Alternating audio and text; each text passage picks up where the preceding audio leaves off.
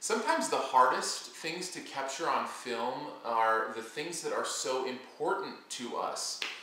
Things like having a baby. That's why when you're making a comedy about something like that, as is the case with What to Expect When You're Expecting, you're in for a difficult challenge in that in this entire movie, you're making light of something in many cases that is a very beautiful and amazing thing. So when you go to try to pull that emotion out of it, you may have lost some of the resonance. A movie like, for all its flaws, Tree of Life, manages to capture the amazing nuance and beauty of life more than a movie like this that is trying to be funny can. Now, that's fine and dandy if the movie can actually be funny. So I guess the question is it funny?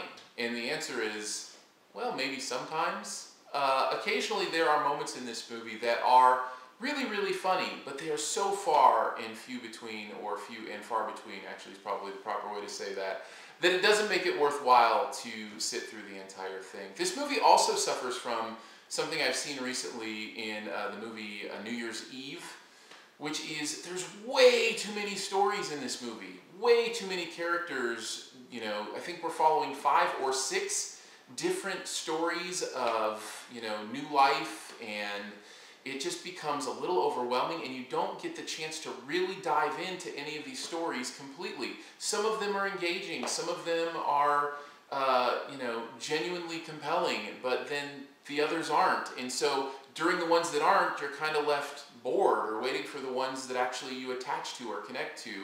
And so it just makes a high level of difficulty to try to pull off 6 great stories instead of 1, and to do it while making people laugh, and overall it just doesn't succeed. Add to that the fact that it doesn't paint really a clear picture of pregnancy and what it is, and it's just kind of a muddled mess.